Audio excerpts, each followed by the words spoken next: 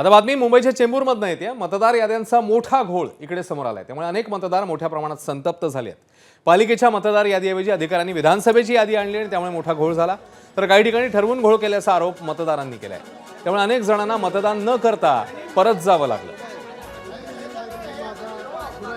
याच संदर्भात आमचे प्रतिनिधी राजू सोनवणे यांचा रिपोर्ट पाहूया। घोळ झालेला आहे, त्यामुळे मतदारांना संताप होताना पाहायला मिळतोय। काही मतदार जे आहेत ते मोठ्या प्रमाणात संतापलेले आपल्याला पाहायला मिळतात।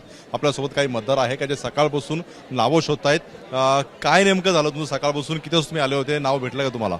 मी सकाळी म्हणजे 10 वाजल्यापासून इथं आलो होतो। बराच वेळ इकडे गेला। मी माझ्या कॉलनीतून आलो, तिकडून मी माझं मतदानाचं शोधलं। मी इकडे बरोबर आलो, ते यादी दाखवली त्यांना, त्याच्यावर त्यांनी मला 1 नंबरची पहिली पावती दिली सुरुवातीला। हा 1 नंबरची पावती घेऊन आम्ही बराच उशीर इथं उभं राहिल्यानंतर आम्हाला खोली क्रमांक 1 मध्ये जाण्यासाठी सांगितलं। बराच वेळ इथं उभं राहिल्यानंतर त्यांनी आम्हाला सांगितलं की तुमचं या मतदान यादीत नाव नाहीये, तुम्ही दुसऱ्या खोली क्रमांकामध्ये जावं लागेल। मग तिथून मी इथं येऊन भांडलो।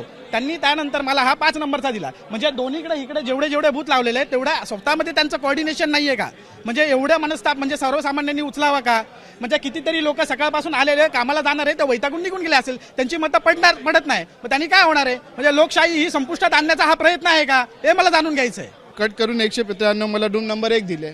त्याच्यानंतर मला तिकडे गेलो ना, तोच रूम नंबर मला 5 द्यायला सांगितलं। म्हणजे सेम मी तिकडे गेलो, तिथं थांबलो, तिकडून गेलो, तिकडून मला त्यांनी कॅन्सल केलं। परत बोले की तुम्ही रूम नंबर 5 मध्ये जावा आणि तिकडे तुम्ही मतदान करा। म्हणजे याच्यामध्ये माझा अराउंड 1 घंटा गेला। माझं म्हणतं यादीमध्ये नावच नाही आणि ते म्हणतात तुमचे नंबर पण चुकीचे आहेत। काय चेक केलं होतं का? हा, अगोदर चेक मी यादी बघितली, यादीमध्ये नाव आहे। घरी पावती आली होती तुम्हाला? नाही, पावती मिळाली नाही मला। आता काय करणार आहे? आता काय करणार, बघतो आणि चौकशी करतो ना। आता बायको वगैरे घरचे येणार आहे, त्यांना थांबवलंच पाहिजे ना। इथे येऊन परत गोंधळात कशाला पाहिजे त्यांना पण? काय याच्यासाठी मी परत जाऊन घरी जाऊन परत येतो। एबीपी माझा, उघडा डोळे बघा नीट।